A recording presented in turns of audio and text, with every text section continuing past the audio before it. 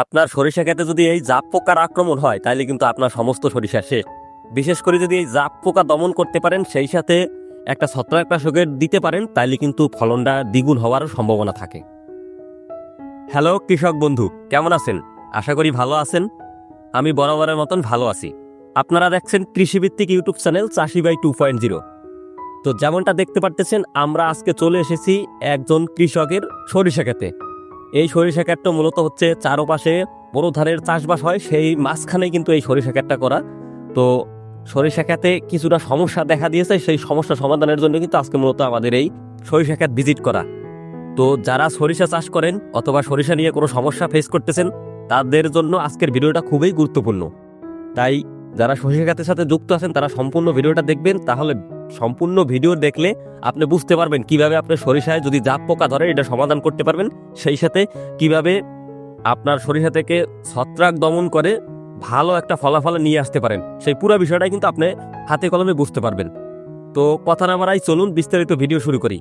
আজকের ভিডিওতে আমাদের সাথে যুক্ত আছেন স্কয়ার ফার্মাসিউটিক্যাল লিমিটেডের ক্রপ কেয়ার ডিভিশনের একজন সেল প্রমোশন অফিসার, যিনি আমাদেরকে আজকে এই সমস্যাটার ক্ষেত্রে সম্পূর্ণ একটা দিক নির্দেশনা অথবা এই সমস্যার কারণ এবং এটার সমাধান কি সেইগুলো আমাদেরকে বুঝিয়ে বলবে। তো সরাসরি চলুন চলে যাই সেই সেল প্রমোশন অফিসারের কাছে। তো তপন বাবু, কেমন আছেন? তো বাবু ভালো আছেন আপনি? হ্যাঁ, আমি ভালো আছি। আপনি ভালো আছেন? জি, আপনার পরিচয়টা একটু দিবেন। আমার নাম তপন বারই, আমি আছি স্কয়ার ক্রপ কেয়ার ডিভিশনে। আমি আসছিলাম আপনার সরিষা ক্ষেতে এই মৌসুমটায় দেখার জন্য যে এই মৌসুমটায় কি ধরনের রোগ হতে পারে বা এ ধরনের কি পোকা লাগতে পারে। আপনার সরিষা ক্ষেতে আসছি, আসার পরে দেখি যে সরিষা ক্ষেতে একটা পোকের আক্রমণ দেখা দিচ্ছে, যেটা হচ্ছে জাপ পোক।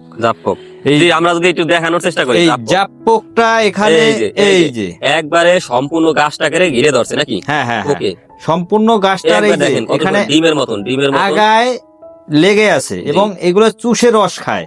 চুষে রস খাওয়ার কারণে এই আগাটা শুকিয়ে যায় এবং এই সব দানাগুলা নষ্ট হয়ে যায়।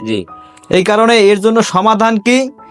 যদি এর জন্য সমাধান হচ্ছে যে কোনো কোম্পানির ইমিডাক্লোরোপিড এবং অন্য কোম্পানির ক্ষেত্রে গেলে এক একটা নাম, কিন্তু স্কয়ার কোম্পানির প্রোডাক্টের নাম হইছে ইমপেল। আর এর সাথে আরেকটা জিনিস দিয়ে আপনি সমাধান দিতে পারবেন, যেমন abamectin benzoate Square crop care ডিভিশনে লিভা আছে, যেটা 10%। অন্য আদার্স কোম্পানিতে এটা 5% থাকে, আর কিন্তু স্কয়ারে ওইটা হচ্ছে 10%। লিভা দিলেও এটা একটা ফিডব্যাক ভালো আসবে। এবং এই দানাটা পুষ্ট করার জন্য এই ক্ষেত্রে আমরা একটা কাজ করতে পারি। স্কয়ার ক্রপ কেয়ার এই যে এস্ট্রোমেন, যেটা এস্ট্রোমেন প্রোডাক্ট কি করলে আমরা প্রত্যেকটা দানা পুষ্ট পাবো এই ক্ষেত্রে যদি আমরা ব্যবহার করি, মানে ফলনটা ভালো হবে। দেখা গেছে যে প্রত্যেকটা বাজি যাবে না, চিটে হবে না, প্রত্যেকটা ফলের সাইজগুলো একরকম হবে, গোট ভালো হবে এবং হৃষ্টপুষ্ট হবে। আমার একটা এই জায়গা কোশ্চেন আছে, এই যে দেখেন আমার এই যে সরিষা ক্ষেতে কিন্তু প্রচুর পরিমাণে মৌমাছি হইতেছে, মৌমাছির মাধ্যমে কিন্তু পরাগায়ন হইতেছে। তো আপনি যে দুইটা কীটনাশকের কথা বললেন, একটা কীটনাশক দুইটা বলতে বলে লিভার কথা বললেন আর ইমপেলের কথা, ইমিডাক্লোরোপিড গ্রুপের। তো এই দুইটা গ্রুপ যদি আমি ব্যবহার করি তাহলে কি এই মাছিগুলো কি মারা যাবে? মৌমাছিগুলা এক্ষেত্রে আপনাদের এই যে পরোপকারী পোকাগুলো, এটা কোনোটার সাইড ইফেক্ট করবে না, এগুলো মারা যাবে না। এটা যেভাবে আছে ওইভাবেই মধু সংগ্রহ করতে পারবে, এতে কোনো সমস্যা হবে না। হ্যাঁ, আবার ওই যে অনেক সময় আছে, অনেক অনভিজ্ঞ যারা আছে তারা অনেক সময় দেখা গেছে কীটনাশক দেয়, কীটনাশকে পোক টিকে যায়। সেই সাথে হচ্ছে আমাদের যে প্রকৃতিতে যারা আমাদের উপকার করে, এই যে মৌমাছি গুলা কিন্তু মারা যায়, আর সত্যি কিন্তু পরাগায়নটা হইতে পারে না।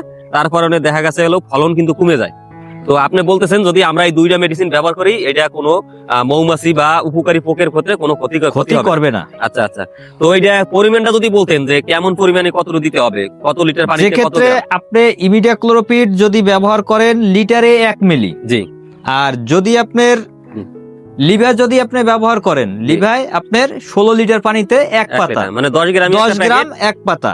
16 লিটারে 10 গ্রাম 1 পাতা। আর সাথে এস্টোমিন কি একসাথে মিশিয়ে দেওয়া যাবে? ওর সাথে একসাথে এস্টোমিন মিলিয়ে দিলে ভালো হবে। এস্টোমিন পরিমাণটা আবার যদি একটু বলতেন। এস্টোমিন 10 লিটার পানিতে 6 গ্রাম। 10 লিটার পানিতে 6 গ্রাম। আচ্ছা, তাহলে দুইটা একসাথে মিশিয়ে যদি আমি স্প্রে করি তাহলে আমাদের জাপ পোকাও যাবে, সেই সাথে যদি কোনো ছত্রাকজনিত সমস্যা হয় সেই সমস্যারও সমাধান হয়ে যাবে, ফলনটা ভালো হবে, পুষ্টি সবগুলা ফলের পুষ্টি একরকম হবে, তাই তো? হ্যাঁ।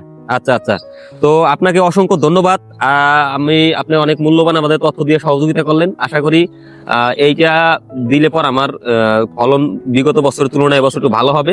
এবং হচ্ছে এই যে পোকটা, বিশেষ করে যে জাপ পোকাটা যদি প্রত্যেক বছরই আমার কিন্তু এই জাপ পোকার কারণে অনেক ক্ষতি হয়। হ্যাঁ, এই জাপ এই যে পোকার জাপ কারণে কিন্তু আমার অনেক ক্ষতি হয়, ফলন অনেক কমে যায়। হ্যাঁ, এইগুলো তো এবছর তো কমই, এই একটা সময় দিয়ে একবার পুরা গাছ ছড়াই যেত। হ্যাঁ হ্যাঁ হ্যাঁ। তো আশা করি এই দুইটা মেডিসিনে আমরা ভালো একটা রেজাল্ট সমাধান পাবো। তো বন্ধুরা, আজকে মোটামুটি আপনাদের সাথে আলোচনা করার চেষ্টা করলাম যে যারা সরিষা চাষ করেন, সরিষা যদি জাপ পোকা হয় এবং হচ্ছে যদি হালকা পাতলা ছত্রাকের সমস্যা হয়, সেটা কিভাবে সমাধান করবেন। তো আমরা মূলত স্কোয়ারের ওষুধ বা মেডিসিন নিয়ে কথা বললাম। আপনারা এই গ্রুপের মেডিসিন গুলা কিন্তু ব্যবহার করতে পারেন, চাইলে অন্য কোম্পানির যেগুলা ভালো কোম্পানির আছে সেগুলো ব্যবহার করতে পারেন। ব্যবহার করলে আশা করি আপনার ফলন ভালো হবে, জাপ পোকার আক্রমণ থেকে আপনাদের ফলনটা রক্ষা পাবে। আর অবশ্যই কিন্তু সতর্ক থাকতে হবে যাতে আমরা মেডিসিন ব্যবহার করে এই যে উপকারী মৌমাছি যেগুলো আছে সেগুলোকে মেরে না ফেলি।